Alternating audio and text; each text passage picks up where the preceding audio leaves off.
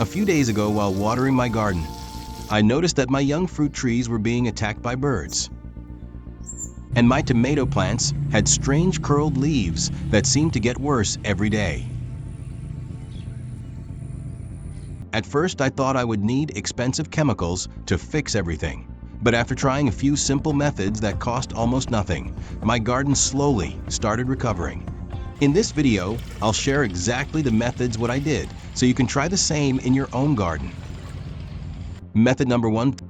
The first problem I wanted to solve was the birds. Every morning, I found them pecking at the tender leaves and tiny fruits on my young trees. Instead of buying expensive bird deterrents, I remembered a simple trick using aluminum foil. I took a large piece of aluminum foil, folded it several times to make it stronger,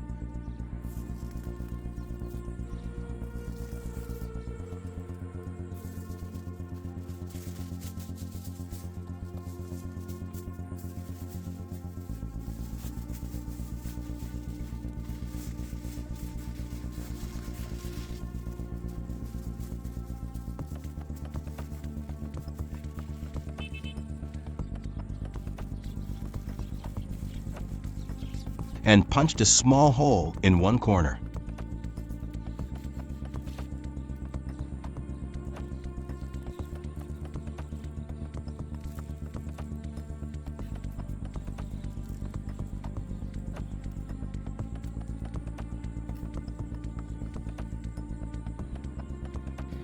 After tying a piece of string through the hole, I simply hung it from one of the branches.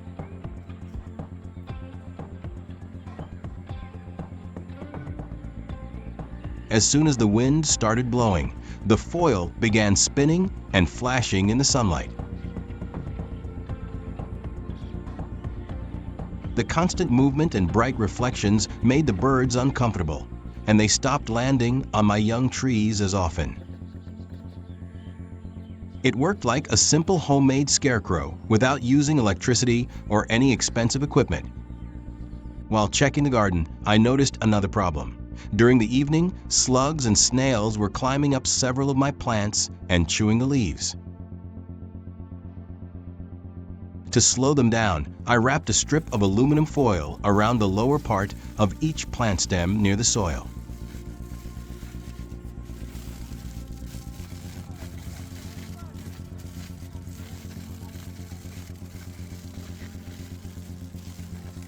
I made sure it was secure without wrapping it tightly enough to damage the stem.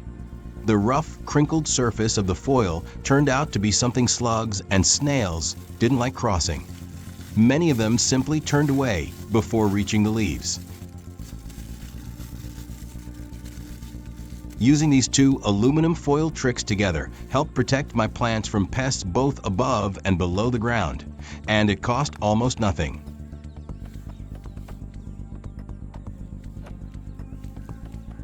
Method number 2. While inspecting my tomatoes, I noticed something even more worrying. The newest leaves were becoming twisted, curled upward, and much smaller than normal. At first, I thought the plants simply needed more fertilizer, but after looking into the problem, I realized they were showing the typical signs of tomato leaf curl virus. But I also learned that the virus itself isn't spread by rain or watering. Instead, tiny whiteflies carry it from one infected plant to another while feeding on the leaves. Once the virus gets inside the plant, there isn't any spray or fertilizer that can remove it.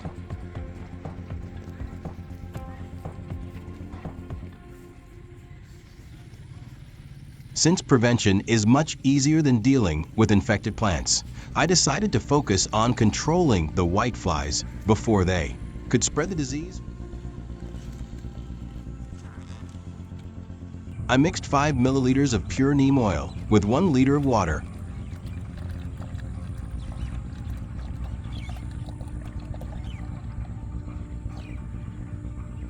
And added 2 to 3 drops of mild liquid soap so the oil mixed properly. Then I sprayed both the upper and lower sides of the tomato leaves every 5 to 7 days. Especially during the warm weather when whiteflies are most active, that I always sprayed early in the morning or late in the evening to avoid leaf burn.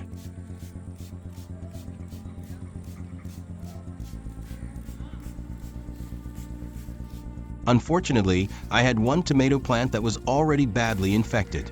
Since there is no cure for leaf curl virus, I removed the entire plant, including its roots, and threw it away far from the garden. This helped reduce the chances of whiteflies spreading the virus to my healthy plants. Not every infected tomato plant needs to be removed immediately, though that if most of your plants are already infected, they can often continue producing tomatoes, although the harvest may be smaller. In that case, it's usually better to concentrate on controlling whiteflies so the remaining healthy plants stay protected. After following these simple steps and checking my plants regularly, I noticed far fewer whiteflies, healthier new growth, and much better protection for my tomato crop. Sometimes the simplest and cheapest solutions really are the most effective, especially when you catch the problem early.